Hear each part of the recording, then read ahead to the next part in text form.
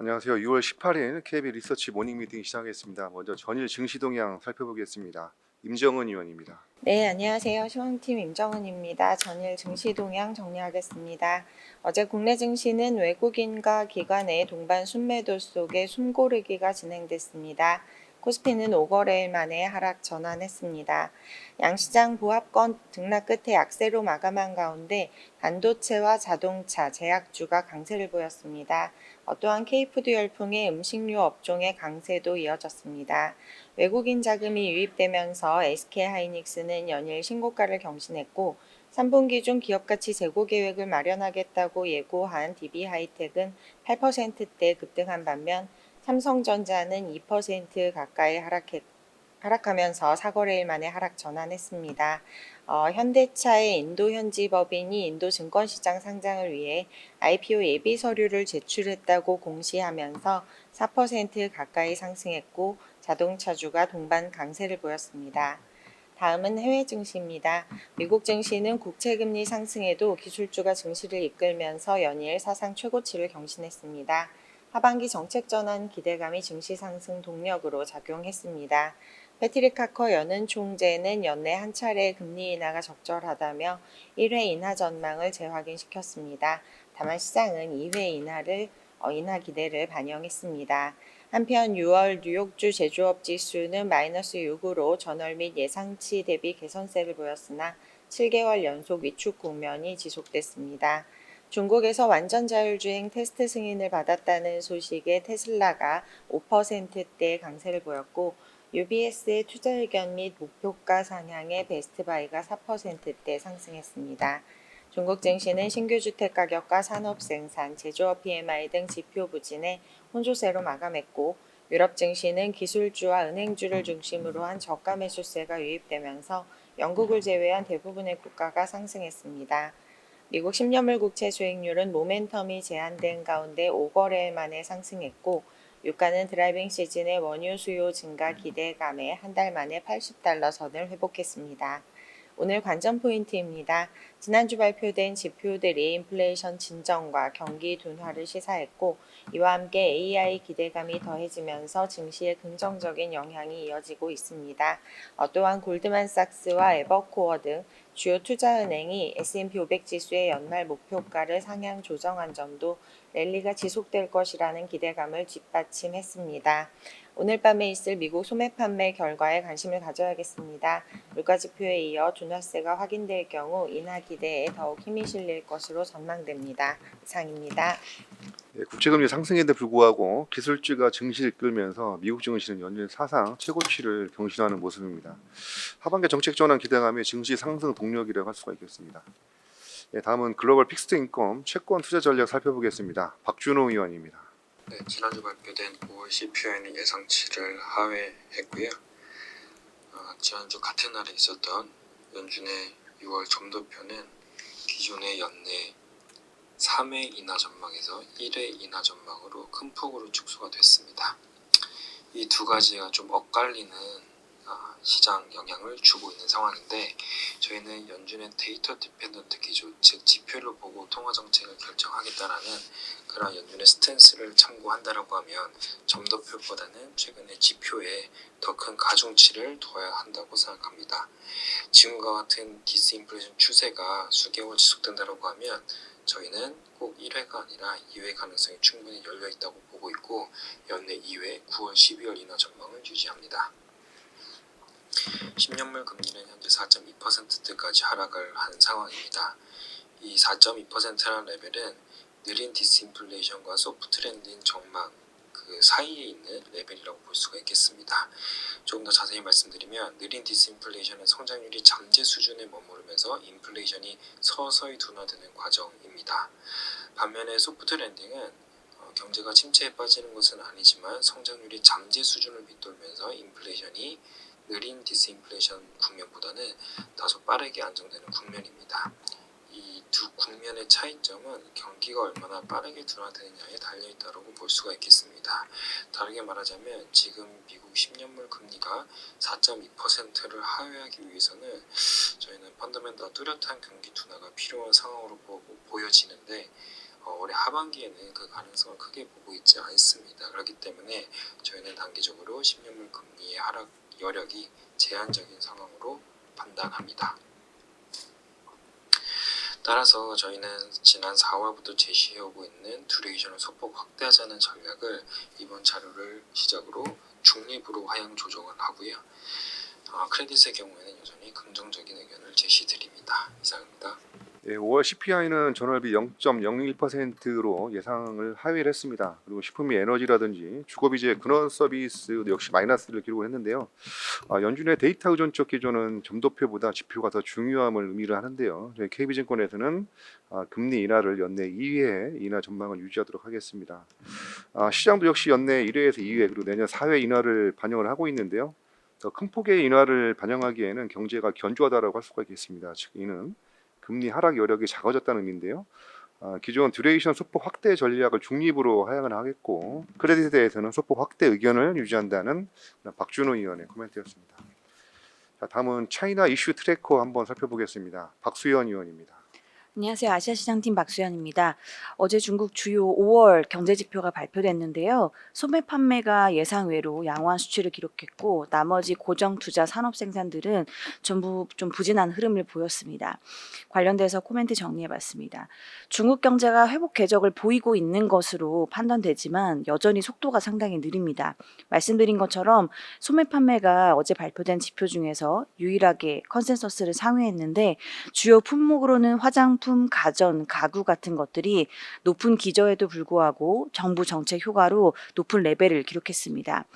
내구재 구매 보조금을 주고 있기 때문에 오랜만에 밑에 보시는 것처럼 소매 판매에서 재화단 밑에 검은색 선이 올라오는 기울기가 외식 대비 양호한 흐름을 보였습니다. 그렇지만 고정자산 투자랑 수출 경기랑 밀접하게 움직이는 산업 생산은 부진했습니다. 시장은 하반기 정부가 국채를 발행해서 재정정책 강도를 제고할 것으로 기대하고 있었기 때문에 이러한 소매 판매 지표 호전은 정책 악화에 대한 우려를 유발할 수 있습니다. 금일 장중 경제지표가 발표된 이후에 어제자로 주식시장 상승세가 둔화된 이유라고 보고 있습니다. 그렇지만 경제지표랑 같이 발표된 부동산 관련 지표들이 상당히 부진했었는데요. 부동산 투자는 마이너스 10.1%, 70대 도시 기준으로 신규 주택은 마이너스 4.3%, 모두 전월 대비 낙폭이 확대됐습니다. 부동산 지원 정책 발표는 이어질 가능성이 높다라고 판단을 하고 있고요. 지난주 금요일에 발표된 가계 중장기 대출도 지난해 같은 기간 대비 낮은 수치를 기록하면서 중국 정부가 직접 나서서 주택 재고 소진을 진행하겠다고 발표했지만 관련된 세부 내역이 공개되지 않아서 아직 정책 효과가 시장에 이 반영을 나타내기는 조금 이른 시기로 판단을 하고 있습니다. 7월 3중전의 이후에 기존 주택 구매 기준이나 전체 관련되어 있는 예산 같은 것들이 구체화된 이후에 주택 관련되어 있는 정책의 효과가 나타날 것으로 보여지고 부동산 지원 정책은 계속해서 발표될 가능성이 있다라고 판단하고 있습니다. 연말까지 내수 경기가 완만하지만 좀 더딘 회복을 나타낼 것으로 예상을 하고 있고요. 이에 따라서 고배당이나 수출 기업들 선호 현상이 지속될 것으로 보입니다. 수출 기업 비중이 높은 차이신 제조업 PMI가 5월 달에 51.7을 기록해서 4월 대비 상승한 것을 감안하면 연말까지 이 저가 수출, 내수 부양책 효과로 말씀드렸던 두 가지 고배당 수출 기업 선호 현상은 지속될 것으로 예상하고 있습니다. PPI 반등과 함께 기업 재고가 소폭 증가하기는 했는데요. 수요 회복이 여전히 낮은 레벨에서 더디게 나타나고 있기 때문에 소비자 물가 CPI는 1%대 회복이 빠르면 4분기, 늦으면 2025년부터 나타날 가능성이 있습니다. 저물가 국면에서 고배당 선호 현상 지속되고요. 이고환신 효과와 양호한 수출 트렌드를 보이고 있는 가전도 긍정적입니다. 글로벌 AI 인프라 확장 사이클 영향으로 광 모듈, 통신기기 등 밸류체인을 담고 있는 중국 본토 상장되어 있는 통신 ETF도 수출 확대 기대감으로 단기 상승세를 이어갈 것으로 예상합니다. 이상입니다. 네, 중국의 5월 주요 경제 지표 중 유일하게 소매 판매가 컨센서스를 상회한 3.7% 증가를 기록을 했습니다. 시장은 하반기에 정부가 국채 발행을 통해서 재정정책 지원 강도를 제고할 것을 기대하고 있었는데 이러한 소매 판매 지표 호조는 정책 악화 우려를 유발할 수 있을 것으로 예상을 합니다. 저희 KB증권에서는 중국의 경우 연말까지 완만한 내수 경기 회복 의견을 유지하도록 하겠고 고배당과 수출 기업을 선호하도록 하겠습니다. 자, 다음은 ETF 동향 한번 살펴보겠습니다. 박유환 의원입니다. 안녕하세요. ETF 애널리스트 박유한입니다. 소수의 IT 주식이 S&P 500 지수 상승을 견인 중입니다. 지난 6월 13일 S&P 500 지수가 5,433.74포인트를 기록하며 사상 최고치를 기록했습니다. 하지만 그 이면을 살펴보면 소수를 제외한 대부분의 주식에게는 좋지 않았던 한 주였음을 확인할 수 있습니다. 먼저 첫 번째로는 S&P 500 구성 종목 중 절반 이상의 종목이 주간 하락했고요. 두 번째로 살펴보면 S&P 500 동일 가중 지수를 추종하는 RSP가 주간 마이너스 0.5% 하락했습니다. 특히 RSP가 주간 0.5% 이상 하락하고 스파이가 1.5% 이상 상승하여 두 ETF 간에 2% 이상의 격차가 벌어진 지난주와 같은 경우는 극히 드문 케이스입니다. 최근 20년 이내 표본 중 99번째 100번 일수에 해당합니다. 하지만 현재 소수 IT 주식 쏠림 현상에 대해 우려가 존재하는데 쏠림 현상은 랠리를 방해하거나 중단시키는 요인은 아닙니다. 역사적으로 살펴보면 S&P 500은 소수 주식에 대한 집중도가 상승하는 기간에 더 좋은 성과를 기록했습니다. 오히려 쏠림이 꺾일 때 시장의 충격을 가하는 큰 하락이 나타났습니다. KB증권은 IT 업종으로의 쏠림 현상이 연내 해소되지 않을 것으로 판단합니다. AI가 IT 업종의 장기 이익 고성장 기대를 끌어올리고 있기 때문입니다. IT 업종의 장기 EPS 성장률 컨센서스는 상승 중이며 그 기울기는 S&P 500의 성장률보다 가파릅니다. 세부적으로 반도체 장비 산업 그룹이 IT 업종의 고성장 기대를 주도하고 있으며 더 구체적으로 살펴보면 엔비디아가 그 중심에 위치하고 있습니다. 주의해야 할 점은 엔비디아의 독주 현상이 동종 그룹 내에서도 확산되지 않고 있다는 것입니다. 최근 엔비디아와 동종 그룹 기업의 일일 주가 수익률 간의 21일 상관관계 평균값은 하락해서 0에 근접했습니다. 이는 엔비디아와 동종 그룹 기업 간의 수익률 상관관계가 사실상 없으며 엔비디아가 AI 테마를 주도하고 있는데 홀로 서고 있음을 의미합니다. 따라서 포트폴리오를 구성함에 있어서 IT 업종의 비중을 유지하되 특히 엔비디아에 대한 노출도를 낮추지 않아야 합니다. 이와 같은 측면에서 반도체 ETF 선별 주요 기준에 엔비디아의 비중을 함께 고려했습니다. 미국 대표 ETF인 SMH와 SOXX를 비교한 결과 포트폴리오 내 엔비디아의 비중이 더 높고 엔비디아의 높은 성장 기대를 더 높은 비율로 반영하여 성장률 대비 밸류에이션이 상대적으로 낮은 SMH에 주목합니다. SMH와 동일하게 같은 지수를 추종하는 한국 상장 ETF로는 코덱스 미국 반도체 MB가 존재합니다. 자세한 내용은 보고서 참조 부탁드립니다. 감사합니다. 예, 지난주에는 소수의 IT 주식이 S&P 500 지수 상승을 견인을 했는데요. 소수 IT를 지향한 대부분의 주식에는 좋지 않았던 한 주였음을 이제 확인할 수가 있는데요. 현재 소수 IT 주식 쏠림 현상에 대한 우려가 존재를 하지만 쏠림 현상은 랠리를 방해하거나 중단시키는 요인은 아니라고 할 수가 있겠습니다. 아시는 것처럼 IT 업종의 쏠림 현상은 연내 해소되지 않을 것으로 이제 판단을 하고 있고 AI가 IT 업종의 장기 고성장 기대를 끌어올리고 있기 때문인 것으로 이렇게 파악할 수가 있습니다. 그리고 그 중심에는 엔비디아가 있다는 그런 박유한 의원의 코멘트였습니다. 자, 다음은 한국 항공우주 업데이트 보고서 한번 들어보겠습니다. 정동익 의원입니다. 안녕하세요. 조선기업종 담당 정동익입니다. 한국 항공우주에 대한 목표 주가 65,000원, 투자 의견은 매수를 유지하겠습니다. 주요 방산주들은 이번 달 들어서 LIG 넥슨이 28.9%, 현대 로템이 18.5%, 한화 에어로스페이스가 16.3% 등 평균 21.2%나 급등을 한 상황입니다. 하지만 같은 기간 한국 항공우주는 2.3% 상승하는 데 그쳐서 방산주 상승장에서 완전히 소외가 되었는데요. UAE 대통령이 방한했던 5월 28, 29일 동안에 수리온 헬기의 최초 수출 계약이 이루어질 것이라는 기대가 실망으로 바뀐 것이 직접적 원인이 된 것으로 판단이 됩니다. 하지만 해당 프로젝트는 수주에 실패한 것이 아니고 아직 협상 중이기 때문에 실망하기에는 이르다고 생각됩니다. 1분기 신규 수주는 0.2조 원으로 부진했습니다. 하지만 지난 4월에 예상치 못했었던 1.3조 원 규모의 UAM 부품 공급 계약을 체결해서 올해 누적 신규 수주는 1.5조 원을 넘어섰는데요. 여기에 더해서 6월 말부터는 수주 모멘텀이 더욱 강화될 것으로 전망이 됩니다. 1.5조 원 규모의 KF-21 한국군 초도양산 계약이 이번 달 중에 이루어질 것으로 전망이 되고요. 5억 달러 내외의 수리온 헬기 UAE 수출 계약도 3분기 중에는 가능할 전망입니다. 4분기에는 각각 9억에서 10억 달러 규모로 예상이 되는 수리온 헬기 이라크 수출과 경전투기의 우즈베키스탄 수출 계약이 기대가 됩니다. 한편 2분기 실적은 매출액이 9,047억 원, 영업이익 564억 원 수준을 기록할 전망인데요. 매출액과 영업이익 모두 컨센서스와 큰 차이가 없어서 양호하고 무난한 어닝 시즌이 될 전망입니다. 한국군향 수리온 헬기 2대의 매출 반영, 폴란드 FA50 물량 증가, 양호한 환율과 기체 부품의 PO 증가 등이 2분기 양호한 실적의 배경이 되겠습니다. 이상입니다. 네, 한국항공우주의 12개월 목표 주가를 65,000원으로 유지하도록 하겠습니다.